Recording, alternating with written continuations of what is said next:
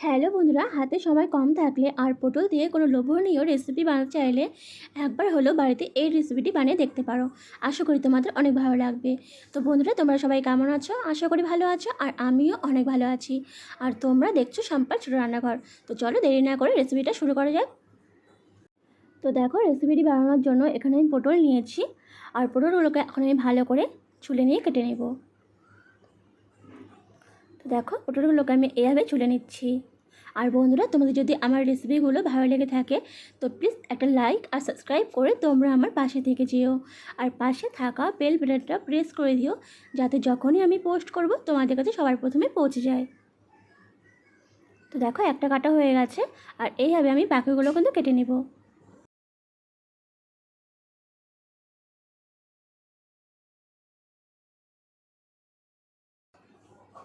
তো দেখো, সমস্ত পটল কিন্তু আমি কেটে নিয়েছি এভাবে, আর ভালো করে জল দিয়ে ধুয়ে নিয়েছি। আর এখন নিয়েছি একটা কড়াই, আর কড়াইতে দিচ্ছি জল। আমি এখানে 1 মগের মতন জল দিয়েছি। তোমরা পরিমাণটা বুঝে অবশ্যই জল দিবে। জল দেওয়ার পর এখন এখানে আমি পটলগুলোকে দিয়ে দিচ্ছি, আর দিয়ে দেবো অল্প পরিমাণে লবণ, যাতে পটলটা খুব ভালো করে সেদ্ধ হয়ে যায়। তো দেখো, হালকা একটু নেড়েচেড়ে দিচ্ছি। নেড়েচেড়ে দিয়ে এখন আমি 10 মিনিটের জন্য পটলগুলোকে ঢাকা দিয়ে রেখে দেবো, যাতে ভালো করে সেদ্ধ হয়ে যায়।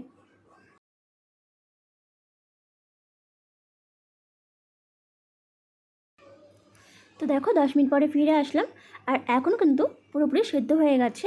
আমি এখন নামিয়ে নেব।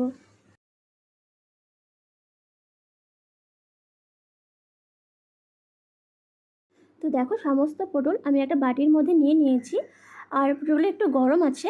যাই হোক, আমি ভালো করে চটকে নিয়ে ভিতর থেকে বীজগুলোকে বের করে দিব।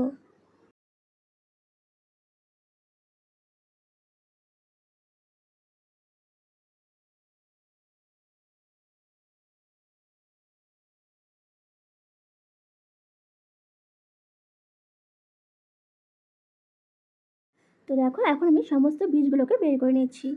পটল খেতে ভালো লাগলো, বীজগুলো কিন্তু একদমই খেতে ভালো লাগে না, তাই আমি এখানে সমস্ত বীজগুলো বের করে নিচ্ছি।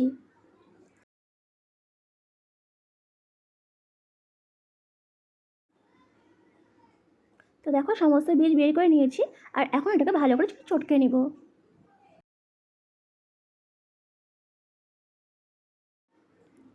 ভালো করে চটকে নিয়েছি, আর এখন এখানে আমি দেব অল্প পরিমাণে হলুদ গুঁড়ো, সামান্য পরিমাণে লবণ। লবণটা অবশ্যই তোমরা বুঝে দিবে। দিয়ে দেবো অল্প পরিমাণে চিনি, আর দিয়ে দেবো হাফ চামচের মতন লঙ্কা গুঁড়ো। তোমরা এখানে লঙ্কা গুঁড়ো বদলে তোমরা কাঁচা লঙ্কাও ইউজ করতে পারো। আর দেখো, এখানে আমি একটা বড় সাইজের পেঁয়াজ কুচি করে রেখেছিলাম, এখন এটা দিয়ে দিলাম। দিয়ে সমস্ত কিছু ভালো করে আমি একটু মাখিয়ে নেব। এই রেসিপিতে কিন্তু পেঁয়াজটা একটু বেশি দিলে খেতে ভালো লাগবে।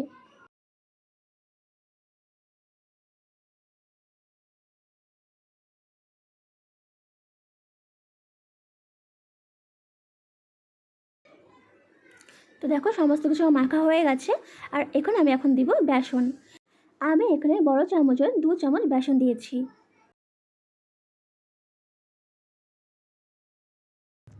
দিয়ে দিব চালের গুঁড়ো, আর এখানে দিয়েছি আমি 1.5 চামচের মতন চালের গুঁড়ো।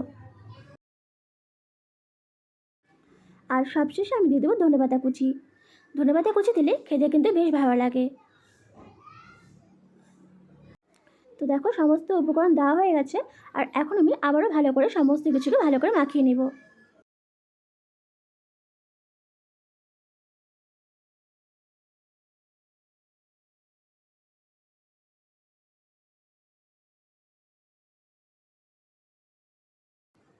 তো দেখো, সমস্ত কিছু আমি ভালো করে মাখিয়ে নিয়েছি, আর এখন নিয়ে নিয়েছি একটা কড়াই, আর কড়াইতে দিচ্ছি সাদা তেল।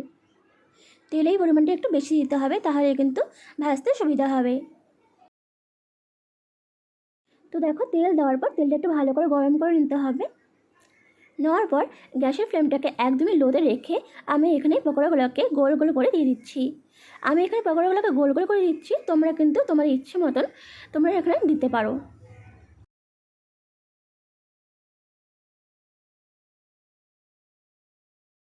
একদমই সিম্পল একটা রেসিপি, আর খেতে কিন্তু ভীষণ ভালো লাগে। তোমরা কিন্তু অবশ্যই বাড়িতে একবার হলেও ট্রাই করে দেখতে পারো। আশা করি তোমাদেরও অনেক ভালো লাগবে।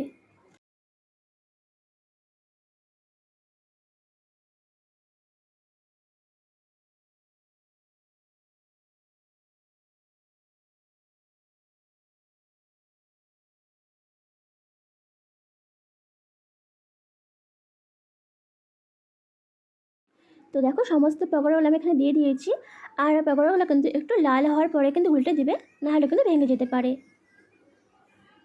তো দেখো এক পাশটা লাল হওয়ার পরে কিন্তু আমি উল্টো পাশটা উল্টে দিচ্ছি, উল্টে দিয়ে ভালো করে ভেজে নেব।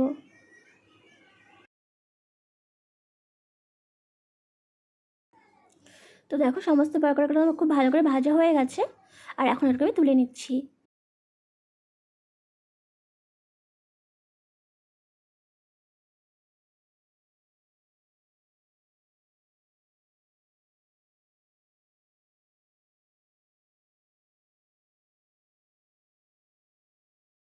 তো দেখো তৈরি হয়ে গেছে আমাদের পটলের পকোড়া।